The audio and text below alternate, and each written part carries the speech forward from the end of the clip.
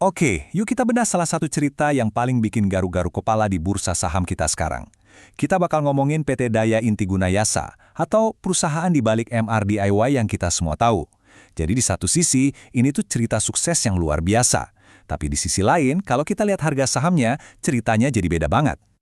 Coba deh bayangin skala pertumbuhannya. Di akhir tahun 2025, MRDIY itu udah punya 1.200 toko di seluruh Indonesia. Ini bukan sekadar tumbuh ya, tapi ekspansi yang gila-gilaan. Rasanya sekarang kemanapun kita pergi, ada aja tokonya kan? Nah, sekarang coba bandingkan sama angka ini.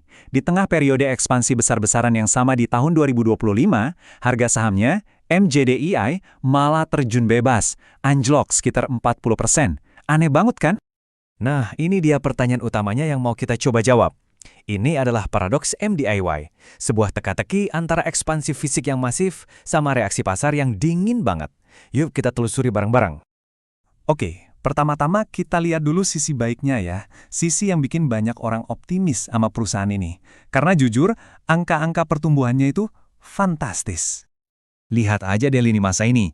Dari cuma satu toko di tahun 2017, mereka langsung tancap gas. Akselerasinya itu luar biasa. Apalagi dalam 3 tahun terakhir, nambah 800 toko baru. Dan ini belum berhenti loh, target mereka hampir 1.800 toko di tahun 2027. Gila banget. Ya, logis aja kan, makin banyak toko, makin banyak penjualan. Dan angkanya membuktikan itu. Pendapatan mereka meroket, hampir 2 kali lipat cuma dalam setahun. Dari 3,9 triliun jadi hampir 6,8 triliun rupiah. Ini jenis pertumbuhan yang bikin investor manapun pasti ngiler. Rahasianya apa sih? Sebenarnya model bisnisnya simple, tapi efektif banget. Mereka jual lebih dari 18.000 jenis produk dengan slogan Always Low Prices. Nah, di saat ekonomi lagi nggak menentu kayak sekarang, model bisnis yang nawarin harga murah gini jelas jadi primadona buat konsumen. Sampai sini, ceritanya kedengeran sempurna banget, kayak dongeng. Tapi, disinilah ceritanya mulai berbalik arah. Kita mulai masuk ke bagian kedua, bagian yang menjelaskan kenapa pasar justru bereaksi negatif. Dan ini dia, biang keroknya. Coba lihat perbandingan data selama 9 bulan di tahun 2025. Pendapatan masih naik kencang, lebih dari 17%. Keren. Tapi lihat laba bersihnya. Pertumbuhannya hampir 0, nggak sampai 1%. Inilah yang bikin investor panik. Ibaratnya, uang yang masuk ke kasir banyak banget, tapi yang bisa disimpan di dompet kok segitu-gitu aja. Jadi duitnya lari kemana dong? Jawabannya simpel, biaya ekspansi. Buka ratusan toko baru itu kan nggak murah ya.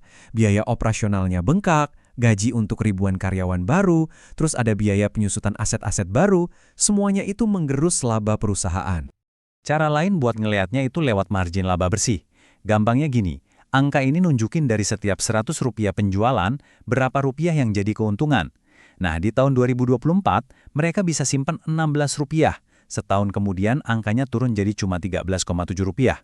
Kelihatannya bedanya tipis, tapi buat perusahaan segede ini, penurunan itu signifikan banget. Oke, jadi kita punya dua sisi cerita nih. Satu sisi pertumbuhannya luar biasa, sisi lain profitabilitasnya lagi seret. Sekarang kita coba lihat dari sudut pandang ketiga, para analis keuangan profesional. Kira-kira mereka mikir apa ya? Nah, disinilah ceritanya jadi makin menarik. Meskipun pasar lagi menghukum sahamnya, banyak analis dari sekuritas-sekuritas top malah bilang sebaliknya, beli. Mereka justru melihat ada potensi jangka panjang yang tersembunyi di balik angka profitabilitas jangka pendek yang lagi jelek ini. Argumen utama mereka itu bisa dirangkum dari kutipan CMB Securities ini. MDIY itu pilihan aman di masa lesu. Logikanya, karena mereka jual barang kebutuhan sehari-hari yang harganya terjangkau, bisnisnya jadi defensif. Artinya, bahkan pas ekonomi lagi susah dan orang-orang lagi ngirit, mereka akan tetap belanja ke MRDIY. Dan optimisme mereka ini bukan cuma omong kosong loh, tapi kelihatan dari target harganya. Dari level sekarang di 940, target rata-rata para analis itu nunjukin potensi kenaikan lebih dari 50% ke 1461. Bahkan target paling tingginya bisa sampai 1900, itu lebih dari 2 kali lipat. Jadi, gimana caranya kita menyatukan semua informasi yang kelihatannya saling bertentangan ini? Tantangan buat MDIH sekarang itu ibaratnya kayak lagi main sirkus, harus bisa melakukan aksi penyeimbangan yang rumit. Sebelum kita lanjut, kita kenalan sebentar sama metrik penting ini, namanya rasio P/E. Gampangnya, ini tuh kayak label harga sebuah saham. Semakin tinggi angkanya, artinya saham itu semakin mahal. Biasanya karena pasar berharap keuntungannya bakal tumbuh pesat di masa depan. Nah, disinilah letak keraguan pasar. Dengan rasio PE 21,9 kali, MDIJ itu dihargai hampir 2 kali lipat lebih mahal dibanding rata-rata pesaingnya.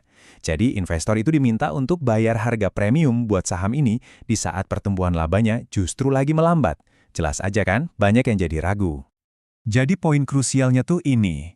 Misi MDI sebelumnya adalah menaklukkan pasar, buka toko di mana-mana. Misi itu bisa dibilang sebagian besar udah berhasil. Nah sekarang misinya baru. MDI harus membuktikan kalau semua toko yang segitu banyaknya itu bisa menghasilkan keuntungan yang sepadan dengan skala dan harga sahamnya yang premium.